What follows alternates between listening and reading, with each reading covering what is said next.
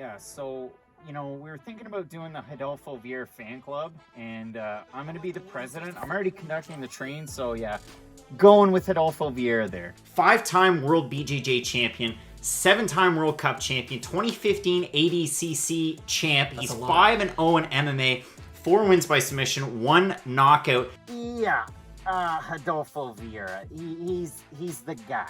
You're going to want to watch out for him. Middleweight better be on lock. Yep. What can you tell us about this matchup? Rodolfo Vieira is going to win in the first round by submission. That's all I can pretty much tell you about this matchup. Yeah, Rodolfo, he's so hot right now. It's one of those fights that gets me up in the morning. We have the black belt hunter, Rodolfo Vieira, taking on fluffy Anthony Hernandez. Matt, this fight is going to end in a finish. I can tell you that much. And if you look at Anthony Hernandez so far in his young career, he's only 27 years old. And there are a lot of finishes in there. The former LFA middleweight champ with a big win over Brendan Allen. He comes into the UFC off of, an odd fight against Jordan Wright where he finished him, but he was unable to pass the USADA test. So he beats Jin Young Park. That was the second time out. He gets finished by Marcus Perez, his first time out. Really out-grappled in that one. The win over Jin Young Park, he just takes him down, rinse and repeat, rinse and repeat. And that was really the storyline for Jin Young Park coming into the UFC, was the fact that he had a lot of really quality wins. You go look at the Iron Turtles record, he loses to Hernandez, and then he picks up 2 really big decision wins. But even before that, he's taking on a really high level of competition. So you get that win if you're Anthony Hernandez, and that was a big one. If you look at that one in terms of the odds, he was just a minus 155 favorite, picks up the second round finish. He's booked to take on Puna Soriano. Soriano pops out, so then he takes on Kevin Holland. And he was very, whatever the opposite of complimentary was, about Kevin Holland striking. What does Kevin Holland do? Set up his 2020. That's what he does. Picked up a huge win. So for Anthony Hernandez, he's known as a grappler. He's known as a wrestler. He's taking on Rodolfo Vieira. And Matt, listen, we talked about Rodolfo Vieira on the show. We predicted a submission win in his debut against Oscar Piata. He did that. We predicted a submission win in his fight against Saperbek Safarov. Well, he did that. Now he's coming in here and he's taking on Anthony Hernandez. And for Rodolfo Vieira, you go back and you watch the fights. And I can tell you all about his grappling accolades, and I will. But you look at the wins that he has, and holy friggin' smoke. 6 of them by submission, 1 of them by decision. My favorite win that he has overall is the Vitaly Nemchinov win that he had at ACA 96 that punched his ticket to the UFC.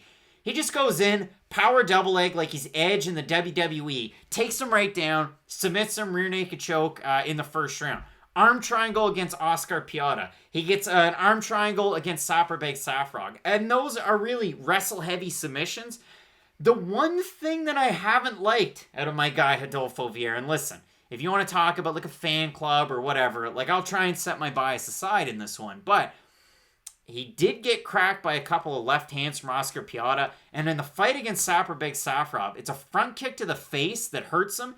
If that fight went past that first round, I guarantee you Saperbek Safarov would have won that one by TKO due to a doctor's stoppage, because Rodolfo Vieira's eye was completely swollen shut and cut on top. It was disgusting. It was Justin James levels of mangled, and it's really weird too for Rodolfo Vieira. That Saperbek Safarov fight just kind of reinforced what I already knew about Rodolfo Vieira. Does he have phenomenal jiu-jitsu? Yeah, he does. Is he a bad striker? Kind of. He's a really good example of, I'm phenomenal at jiu-jitsu, so I can just throw a lot behind all of my shots, and there's nothing wrong with that. And we do see that fighters who kind of have a base as that sort of wild, jiu-jitsu-oriented striker, if you will, they can improve upon that. Again, the guy in the main event, Gilbert Burns, is a perfect example. You can refine your striking as your career progresses, but for Rodolfo, he's not the youngest guy for his amount of experience in the UFC.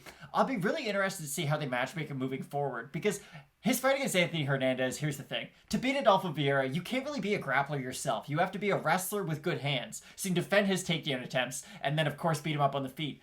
Anthony Hernandez himself will go for submissions, and stylistically, it's just really hard to ask. Like, if your best path to victory is, I'm going to take down my opponent, I'm going to guillotine them, I'm going to anaconda choke them, Hernandez, the good thing about his game is he does have a wide variety of submissions that he can go to. It's not like he is a one-trick pony, if you will, where he's got a phenomenal guillotine, or he just goes through naked chokes. He's got quite a few different nice submissions. He's not going to submit Rodolfo Vieira, though, so I don't know if Hernandez has the striking level to really make a guy like Vieira pay for it. Because for Vieira, I think you do need big power, especially on the feet, to earn his respect early on in a fight. The Saprabek-Safarov fight, and again, it's a short fight. It doesn't make it out of that first round, but a lot of future opponents will be looking at that, and that's the first chink in the armor of Rodolfo Vieira. Because you look at him, and he does have that. He's got the Francis Ngannou physique. Like, you look at Rodolfo Vieira, you're like, that guy probably fights people in a cage for a living. You're starting to see, though, that there's ways that you will be able to beat him moving down the line. Now, do I think Anthony Hernandez will be able to take advantage of all those? Probably not, if I'm being honest. But for Vieira, when I do look towards the top of 185, or even 205, if he decides that he does want to fight up at 205, I am a little bit concerned when I do start to look at, and again, it's going to take a while, but the Robert Whittakers of the world, the Chris Weidmans of the world even, who can just keep a fight standing, how Vieira will do when he does face sort of that upper echelon of competition. So with Rodolfo Vieira, he kind of fights similar to one of his teammates I guess former teammates, unless he's training at Jacare MMA, but Jacare Souza, because he trains out of Fusion XL. And if you look at the way that Rodolfo Vieira fights, again, he can fight behind the power to set up his takedowns, and once he gets somebody down, if they get back up, they're lucky. Normally the round ends, but you look at his credentials: Brazilian Jiu-Jitsu black belt, 5-time BJJ world champion, freestyle wrestling master sport, combat sambo master sport. Like, he has wrestling takedowns that are almost to perfection. And then once he gets on top, he can finish you every which way. It's pretty darn impressive to watch this guy fight. The perfect fight that I would like to see Rodolfo Vieira in is a fight at 205 against Roman Dolidze. Give me that fight. Sean Shelby, McMahon, Dana White? I don't know. I'd watch him fight Dalcha.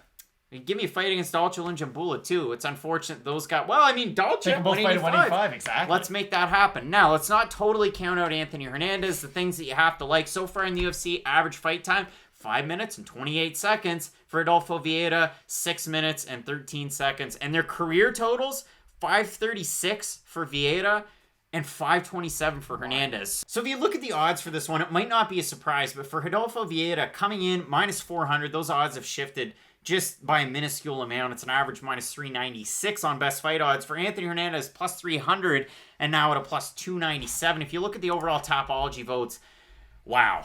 660 total votes, 96% for Vieira, and 87% by submission. So, it would be the cat's rear end if Anthony Hernandez goes out there and shocks the world. Listen, I would be incredibly high on Anthony Hernandez from here on out. Like, he would be my guy. But I'm going with Rodolfo Vieira in this fight. I'm probably not going to put any cheddar on it because those odds are a little whack. But for me, maybe I'll look to see what the props are as the week goes on. But I'm going with Rodolfo Vieira. So let me just get this straight. Anthony Hernandez is a primary grappler, and he is tasked with fighting a guy whose nickname is the Black Belt Hunter. That's a tough ask. Listen, Rodolfo Vieira, just a really hard matchup for Anthony Hernandez. A guy who you really can get excited about his future, especially if he is able to win this fight. I think it'll be really interesting to see who they match Vieira up with going down the line, because he is starting to get ready for some of those. And again, I don't think he's ready for a top 15 opponent yet, but for some of those 25, 215 guys, I think that's probably who's next for Vieira. But yeah, I like Vieira in this one. Matt, both of us going with the Black Belt Hunter, Rodolfo Vieira, to get the win. It's a great card. It's a great fight. Really looking forward to our main event. You have Gilbert Burns challenging for the belt against Kamaru Usman, former training partners. Keep it locked in with Fight Night Picks, Matt. As we always say, let's get into it.